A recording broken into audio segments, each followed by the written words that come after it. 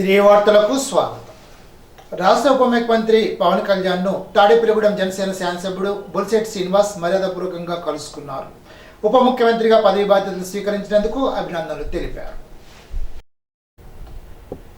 వీరవాసరం జిల్లా పరిషత్ ఉన్నత పాఠశాలలో విద్యాశాఖ ఆధ్వర్యంలో స్టూడెంట్ కిట్ల పంపిణీ చేశారు. కార్యక్రమానికి ముఖ్య అతిథిగా భీమవరం శాసనసభ్యులు పులపతి రామాంజనేయులు పాల్గొని విద్యార్థులకు స్కూల్ బ్యాగ్, యూనిఫామ్, పుస్తకాలతో కూడిన స్టూడెంట్ కిట్లను పంపిణీ చేశారు. ఈ సందర్భంగా ఎమ్మెల్యే రామాంజనేయులు మాట్లాడుతూ ఉపాధ్యాయులు విద్యార్థుల భవిష్యత్తుకు బాటలు వేయాలని, వారిని ఉన్నతంగా తీర్చిదిద్దాలని, పాఠశాల ఉపాధ్యాయులకు కావాల్సిన అవసరాలను తీర్చడానికి తాను ఎప్పుడు సిద్ధంగా ఉంటానని తెలిపారు.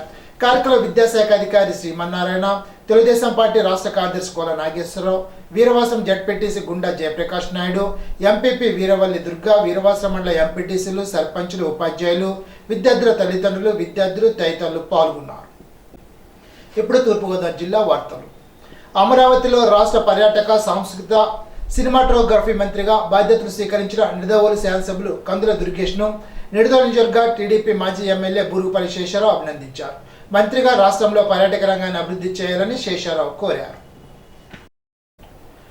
డ్రగ్స్ రహిత సమాజాన్ని నిర్మించేందుకు ప్రతి ఒక్కరు కృషి చేయాలని special enforcement bureau inspector G Srinivasarao పిలుపునిచ్చారు. గురువారం Kovvur special enforcement bureau station పరిధిలో గల ప్రభుత్వ జూనియర్ బాలుర కళాశాల కొవ్వూరులో మాదక ద్రవ్యాల వినియోగం, వాటి దుష్ప్రచారాలపై special enforcement bureau inspector G Srinivasarao ఆధ్వర్యంలో అవగాహన సదస్సు నిర్వహించారు.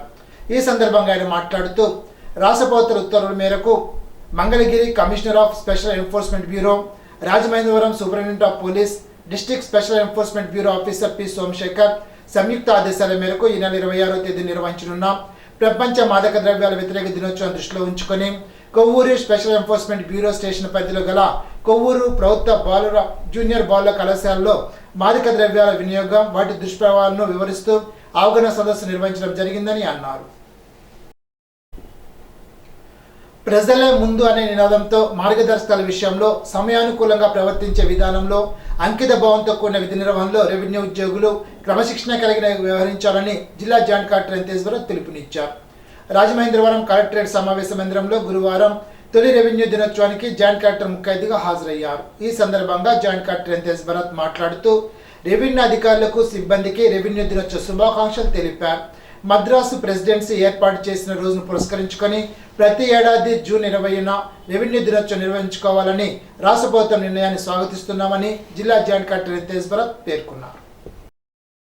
ఆర్థిక అక్షరాస్యతపై సమాజంలో ప్రతి ఒక్కరూ కనీస అవగాహన కల్పించడం కోసం ఈ ప్రత్యేక శిక్షణ తరగతుల యొక్క ముఖ్య ఉద్దేశమని reserve bank of India general manager R Mahana పేర్కొన్నారు. రాజమహేంద్రవరం షెల్టన్ హోటల్లో ఆర్థిక అక్షరాస్యతపై స్వయం సహాయక సంఘాల మహిళలకు ఆర్బీఐ ఆధ్వర్యంలో శిక్షణ తరగతులు నిర్వహించారు. కార్యక్రమానికి ముఖ్య అతిథిగా హాజరైన ఆర్బీఐ జనరల్ మేనేజర్ ఆర్కే మహానా మాట్లాడుతూ ప్రతి మహిళ ఆర్థిక అక్షరాస్యత విషయంలో కనీస అవగాహన కలిగి ఉండడం ద్వారా ఈ విషయంలో సమాజాన్ని కూడా చైతన్యవంతులు చేయడం సాధ్యమవుతుందని పేర్కొన్నారు. కేంద్ర రాష్ట్ర ప్రభుత్వాలు ఎన్నో సంక్షేమ పథకాలకు అమలు చేస్తూ ఆర్థికంగా అభివృద్ధి చెందేందుకు దోహదం చేస్తున్నట్లు తెలిపారు. ఏలూరు జిల్లా వార్తలు. 14 రకాల పంటలకు 2024-25 ఆర్థిక సంవత్సరానికి కేంద్ర ప్రభుత్వం ప్రకటించిన మద్దతు ధరలు మోసపూరితమని ఆంధ్రప్రదేశ్ రైతు సంఘ జిల్లా కార్యదర్శి కె శ్రీనివాస్ తీవ్రంగా విమర్శించారు. ఏలూరు పవర్పేట అన్నే భవనంలో గురువారం ఆయన కేంద్ర ప్రభుత్వం పెంచిన మద్దతు ధరలపై మాట్లాడుతూ స్వామినాథన్ కమిషన్ సిఫార్సులకు అనుగుణంగా మద్దతు ధరలు పెంచలేదని అన్నారు. రైతుల వాస్తవ ఖర్చును పరిగణలోకి తీసుకోకుండా మద్దతు ధరలు ప్రకటించడం వల్ల ఉత్పత్తి ఖర్చుల కంటే తక్కువ ధరలు వచ్చి అన్నదాతలు తీవ్రంగా నష్టపోతారని ఆవేదన వ్యక్తం చేశారు. వరి క్వింటాలు కేవలం 117 మాత్రమే పెంచి చేతులు దులుపుకున్నారని చెప్పారు. ఈనాటి బంగారు మాట. చిరునవ్వు ప్రతికూల పరిస్థితులను కూడా అవకాశాలుగా మార్చగలదు. Charlie Chaplin. ఈ వార్త ఇంతటితో సమాప్తం. తిరిగి విజన్స్లో కలుసుకుందాం. అంతవరకు సెలవు. నమస్కారం.